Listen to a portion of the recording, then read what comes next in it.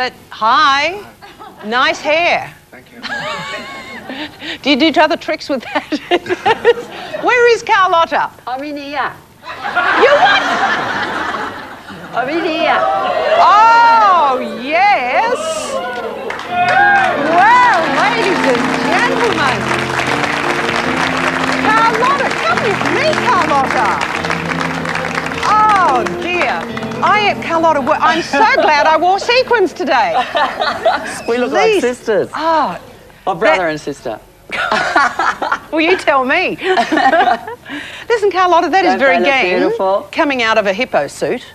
It's hot. Oh, great entrance. Everybody looks spectacular. This is the new show. Well, we'll talk about the new show because, gee, since you were with us last year, a lot's been happening. Folks, this is almost an exclusive here, a new movie on your life. Tell all. Well, I've sold the film rights and it's in process of the scripts being written at the moment. And we're talking Hollywood here. Yes, sort of. It's very overwhelming at the moment. I sort of can't come to grips with it. Balmain Boy made good. So what it literally is being, a screenplay is being written as we speak in Hollywood. How's all this come about? Well, the book came out 2 years ago and obviously someone picked it up and who was in the movie business and they loved it and loved the concept of it. And they thought there was a story to tell, so they're going to make it into a movie, which I'm still shaking about it, actually. And the casting, I was reading, is going to be very interesting. Who would you cast to play yourself in the movie? Well, I suggested Elle Macpherson because she's the only one tall enough. So the body? And she's got the boobs, too.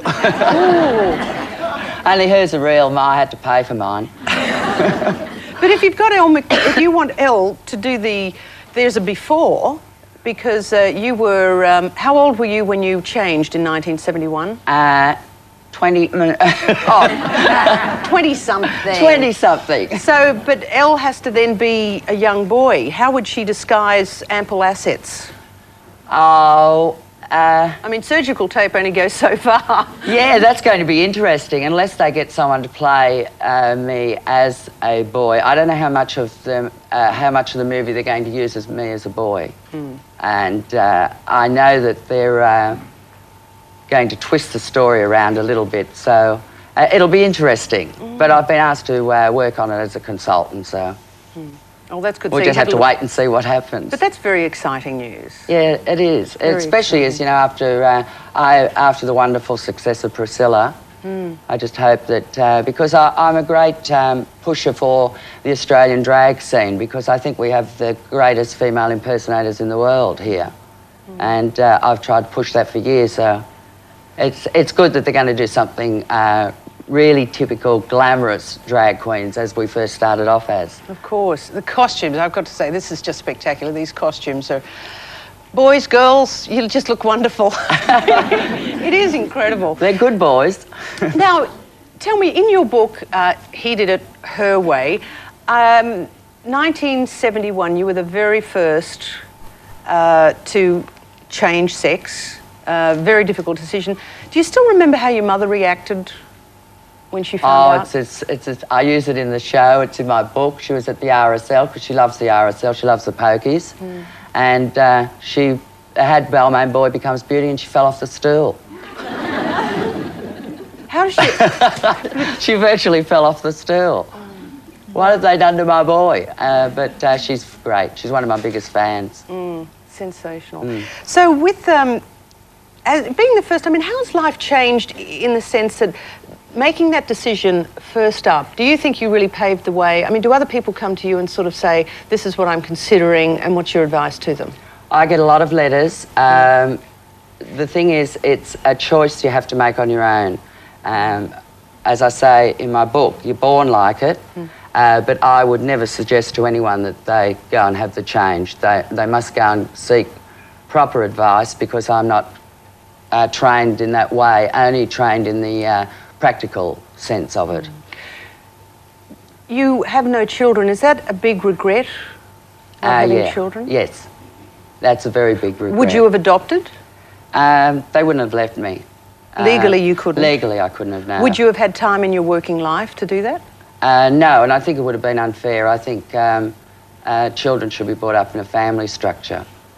It's, you've hit a sore point there with me, because it really annoys me what's happening with our kids today. I think it's sad, because I'm in show business and I see it all the time. I see them on the street, 13, 14, out at 11 o'clock at night, and it really annoys me.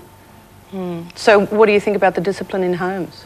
Well, my generation were brought up with, I'm not suggesting that they should get a caning at school or anything, but, you know, a smack on the bottom occasionally doesn't hurt anyone, because my generation was brought up and they all turned out all right.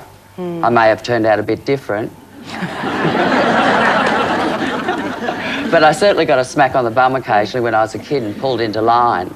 And I grew up with respect for my elders. And I think that's, I think a lot of that's lacking today. Do you think those sentiments you'd agree with, folks? Yes. Yeah. Morally, a lot of people would cast a judgment about gay couples having children. There's been a legal case in Queensland, 2 lesbians going to have on the IVF program. How do you feel about people making judgments? They say, well, should you be in a position to bring up a child? Well, I think if you've got the right environment, that's the most important thing, and you've got love. You know, the most important thing with a child is love. If they know that they're loved, they're going to give you the respect. And sit down and talk to your kids. You know, sit down. A lot of people don't sit down at family dinners at night with their kids. They put them in, they feed them early, stick them in front of the TV, and they go off to the clubs. And I mean, that's our generation that's doing that. Of course. Well, boy, you've got a fabulous show coming up. Yes. What a year it's been. The book is a huge success, 3rd print, the movie that you'll be working on, and the Beauty and the Beast role on Foxtel. What are you doing? You're replacing Rose Hancock-Porteous. What's her name? Yes, I know. Oh, God, no, I'm not even that rich yet. So what sort of advice do you think you'll be dishing out? Good advice, I hope. I'm lucky in a position where I know both sides. So send in your letters. So you've got no problem the blokes calling and asking you? Well, yeah, I can really take my hat off to women, because they get it tough at home. And if any of those blokes want to write into me about their wives, I'll give it to them. I will, because, I mean, they should get down and kiss their ankles, because they work bloody hard. Well said. Now, tell me about the show. Well, this cast, actually, last year we previewed it on your show, and it was such a success for 11 months, and this year I've been booked out for 42 weeks. Wow. We start off in Queensland, up in Cairns, work our way all the way down, because we haven't done Queensland. It's the only state we haven't done. We've even done Tasmania. Wonderful. And I mean, I'm so pleased it was a success. So being on the road for 11 months must have been tough. And by the way, there's the Queensland dates up there. See Carlotta and her beautiful boys live. Boys. Yes. They're all boys. Are they gorgeous? I mean, were you wondering, come on, folks, who was going, are they boys? Were you? Go and put your hand up. Were you thinking, are they boys? But you believe it, don't you? They are. They are all boys. They, you know, confirm that. Yes, they are. Could all the boys in the front, in the band shell, put their hands up? Say good day, boys. Say good day. Yeah, say good day. Good day. See, believe it or not. Carlotta, always a treat. To have you with us on the show. Thank you. Marvellous success with the movie. I really hope it does well. Ladies and gentlemen, Carlotta and her beautiful boys.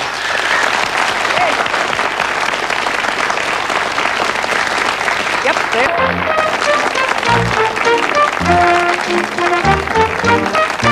there.